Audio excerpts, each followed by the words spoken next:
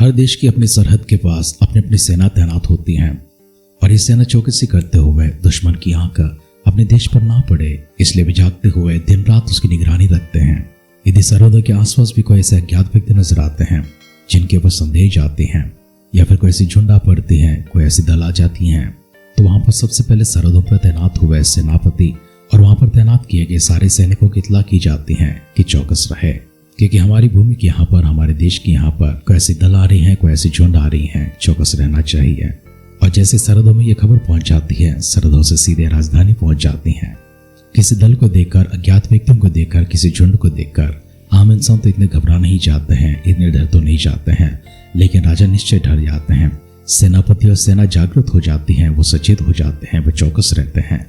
यदि वही दल सरहदों को पार करता हुआ बहुत बड़ी संख्या में गांव में, नगर में होते हुए, खेतों में से, सड़कों में से होते हुए देश के भीतर प्रवेश करते हैं, तो देश की सुरक्षा देने के लिए वहां पर तैनात किए गए सेनापति और सेना और इनके साथ साथ उनके ऊपर हुकूमत करने वाले राजा और मंत्रीगण सब लोग अत्यंत भयभीत हो जाते हैं, डर जाते हैं, घबरा जाते हैं, क्योंकि उनके देश के अंदर एक दल पहुंच चुकी है, अज्ञात लोग पहुंच चुके हैं।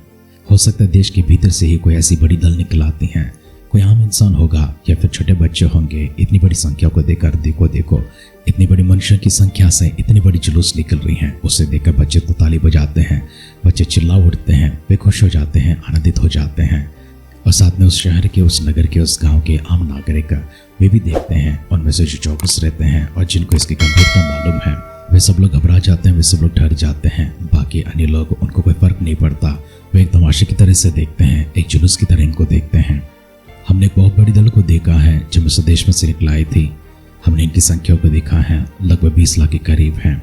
6 लाख के ऊपर तो प्यादे हैं और बाकी सब बुजुर्ग हैं, महिलाएं हैं, पुरुष हैं, छोटे बच्चे हैं, जवान हैं।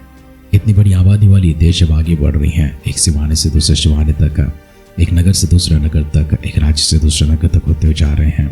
तो इससे पहले इन्होंने कुछ युद्ध भी किया था और इनके कारण से जो शत्रु तितर बितर हो गए थे, सत्यानाश हो गए थे, उनके बारे में जो खबर सुनते हैं, बाकी सारे राजा लोग डर जाते हैं, भयभीत हो जाते हैं, कांप उठते हैं। एक ऐसे राजा के पास हम लोग जाने वाले हैं जिनको खबर मिली है कि इस्राएली आते समय किसी को चट कर आए हैं। इस प्रकार वे देशों को, राज्यों को चट कर आए हैं, जैसे कि मैदान की हरी घास को गाय चट कर चली जाती है।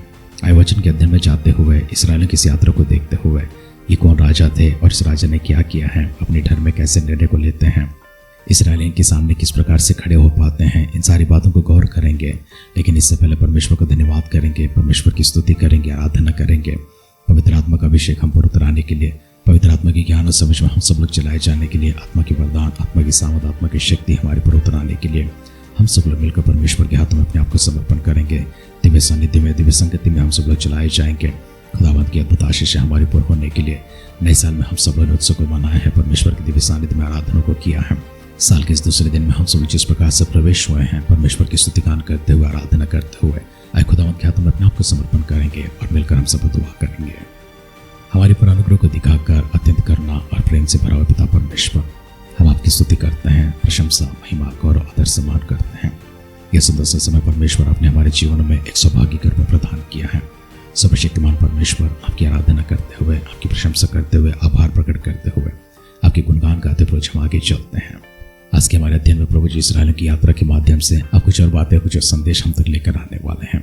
इस संदेश को सुनने के लिए, इन बातों को सुनने के लिए और इन बातों के अनुसार परमेश्वर इस मार्गदर्शन में हम सब लोग चलाए जाने के लिए हम अपने आप को दीन और नम्र करते हैं, आपके दिव्य सानिध्य में लेकर आते हैं। सारी भलाई के लिए, उपकारों के लिए फिर से एक बार आपकी स्तुति करते हैं, शुक्रिया अदा करते हैं। आगे का भविष्य प्रभु जी, हमारा वर्तमान का दिन आपकी दृष्टि में लेकर आते हैं। पवित्र आत्मा का अगुवाई हमारे साथ में रखिए, पवित्र आत्मा की समझ हमारे साथ में रखिए, पवित्र आत्मा का भरपूर अभिषेक हम सबके ऊपर ढेलने के लिए आपसे नम्र निवेदन करते हैं। यह सुंदर समय के लिए फिर से एक बार धन्यवाद करते हैं प्रभु जी। आप हमसे बातें करने के लिए सिद्ध हैं, हम भी आपकी बातों को सुनने के लिए सिद्ध हैं। पिता, हमारे साथ बातें कीजिए, सारी आदर, सम्मान, महिमा स्वयं प्राप्त कीजिए। प्रार्थना सुखते उत्तर के लिए धन्यवाद करते हुए हमारे उद्धारकर्ता प्रभु यीशु मसीह के नाम से इस प्रार्थना को मांगते हैं, सुन और कबूल कर पिता, आमेन, आमेन, आमेन। आध्यात्मिक जीवन की दैनिक खुराक सुन रहे हमारे सारे प्रिय श्रोताओं को, परमेश्वर के प्रिय भक्त गणों को प्रभु यीशु मसीह के नाम में प्यार भरा जय मसीह की सुप्रभातम और शुभोदय कहते हुए हम सबका मनपसंद ध्यान केंद्र आध्यात्मिक जीवन की दैनिक खुराक में और इस नए दिन आप सबका स्वागत करते हैं। प्रार्थना पूर्वक हमारे ध्यान को आगे बढ़ाएंगे। हमारी ध्यान की द्वितीय किताब उसकी 22वें अध्याय में चल रही हैं। पहला वचन से पढ़ते हुए हमारी ध्यान को आगे ले चलते हैं। तब तब इस्राएलियों ने कूच करके यरीहो के पास यरदन नदी के इस पार मोआब के अराबा में डेरे खड़े किए। और सिप्पोर के पुत्र बालाक ने देखा कि इस्राएल ने एमोरियों से क्या क्या किया है, इसलिए मोआब यह जानकर कि इस्राएली बहुत हैं उन लोगों से अत्यंत डर गया, यहाँ तक कि मोआब इस्राएलियों के कारण अत्यंत व्याकुल हुआ। तब मोआबियों ने मिद्यानी पुरनियों से कहा, अब बदल हमारे चारों ओर के सब लोगों को चटकर जाएगा, जिस तरह बैल खेत की हरी घास को चटकर जाता है।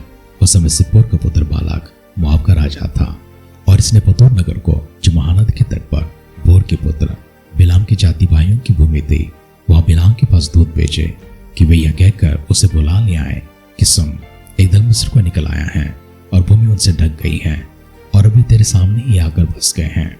इसलिए आ और उन लोगों को मेरे लिए शाप दे, क्योंकि वे मुझसे अधिक बलवंत है। तब संभव है कि हम उन पर जयवंत हो और हम सब इनको अपने देश से मारकर निकाल दे, क्योंकि यह तो मैं जानता हूँ कि जिसको तू आशीर्वाद देता है वह धन्य होता है, और जिसको तू शाप देता है वह शापित होता है। तब मोआब और मिद्यानी पुरनी बावी कहने की दक्षिणा लेकर चले और बिलाम के पास पहुंचकर बाला की बातें कह सुनाई। गिनतियों की किताब 22 अध्याय का पहला वचन से लेकर 7वां वचन तक हमने सुना है। मोआब देश का राजा सिप्पोर का पुत्र है, जिसका नाम बालाक है। जब उसने सुना कि इस्राएलियों ने एमोरियों के साथ में क्या किया था, हमने पिछले अध्ययन में देखा है किस प्रकार वे एमोरियों का सामना करते हैं, और इस्राएल के हाथों में परमेश्वर ने एमोरियों को दे दिया था, इसलिए उन्होंने एमोरियों का सत्यानाश कर दिया था। जब मोआब का राजा सिप्पोर के पुत्र बालाक को यह खबर सुनाई पड़ी है, उसने बिलाम के पास एक संदेशा को भेजा है। बिलाम एक ऐसे व्यक्ति हैं जिनकी जबान में इतनी सामर्थ्य, इतनी शक्ति है कि लोग मानते हैं अगर बिलाम ने किसी को आशीर्वाद दिया है वो आशीषित हो जाता है, अगर बिलाम ने किसी को शाप दिया है वो शापित हो जाता है। 20 लाख की आबादी वाले 6 लाख से बढ़कर जब यादें हैं, इन सब का सामना करना छोटी सी बात नहीं है, आम बात नहीं है, साधारण सी बात नहीं है, ये तो गंभीरता की बात है। और राजा के पास ऐसी कोई उपाय नहीं है, ऐसी कोई प्रबंधन नहीं है कि इतनी बड़ी संख्या की इस सेना का सामना कर पाए। उन्होंने कहा, जब इस्राएली यरीहो तक पहुंचकर यरदन की इस पार मोआब के अराबा में डेरे खड़े किए हैं, वे सब वहां पर बस गए हैं। मोआब के राजा ने देखा है भूमि उनके कारण से ढक गई है और कुछ भी दिखाई नहीं पड़ता है।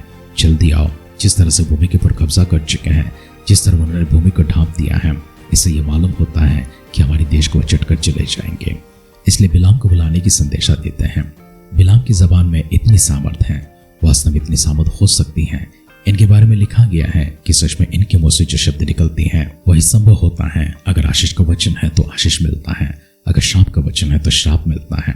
हमने देखा परमेश्वर भी इनको रोकते हैं, परमेश्वर इनको रोकते हैं, इसका अर्थ यह है इनकी जबान में शक्ति है, इनकी जबान में सामर्थ है। परमेश्वर इनके मुंह से कार्य नहीं करवाना चाहते हैं। आगे क्या होता है हम कल के ध्यान में देखेंगे, लेकिन आज के दिन हमारी जबान के विषय में, हमारे चरित्र के विषय में, हमारे स्वभाव के विषय में, हमारे रवैया के विषय में कुछ बातों को गौर करते हुए हमारे ध्यान को यहाँ पर समाप्त करेंगे। सबसे पहले आपकी जबान में ऐसी कौन सी सामर्थ है? क्या आपकी जबान में दूसरों को जीवन देने की सामर्थ है, या फिर आपकी जबान से दूसरों के प्राण भी नष्ट हो जाते हैं? कुछ लोग इतने कठोर होते हैं, इतने कठिन होते हैं, और उनके शब्द इतने कड़वाहट से भरे होते हैं, उनकी जबान तो कैंची की तरह चलने लगती है, कभी तो तलवार की तरह चलने लगती हैं। सामने जो व्यक्ति होते हैं उनके साथ में क्या हो रहा है इन्हें कोई परवाह नहीं होती है, परंतु इनको जो कहना है, जो करना है वो कर देते हैं। कुछ लोग ऐसे भी होते हैं शब्दों के कारण से दूसरों को घात कर देते हैं, मार डालते हैं। कुछ लोग खुद से मर जाते हैं, कुछ लोग लज्जा से मर जाते हैं, और कुछ लोग उनको मरने जैसे कामों को करते हैं। परमेश्वर के चाहते होकर आप और मैं किस प्रकार से हमारी ज़बान का इस्तेमाल करते हैं। परमेश्वर ने हमारी ज़बान को दूसरों को आशीष देने के लिए दिया है, दूसरों के लिए दुआ करने के लिए दिया है, दूसरों के लिए प्रार्थना करने के लिए दिया है, मीठी बातें करने के लिए दिया है, अच्छी बातें करने के लिए दिया है, स्वादिष्ट बातें करने के लिए दिया है। परमेश्वर की महिमा करने योग्य हमारी ज़बान को इस्तेमाल करने के लिए परमेश्वर चाहते हैं। हमारे जीवन को एक बार परखेंगे, हमारे जीवन को एक बार देखेंगे, क्या परमेश्वर हमारी ज़बान से संतुष्ट है, क्या परमेश्वर हमारी ज़बान से प्रसन्न है, क्या परमेश्वर हमारी ज़बान से अपनी महिमा को प्राप्त करते हैं। हमारी ज़बान से निकलने वाले शब्दों के कारण परमेश्वर की किस प्रकार की कीर्ति पहुँचती है या फिर अपकीर्ति पहुँचती है।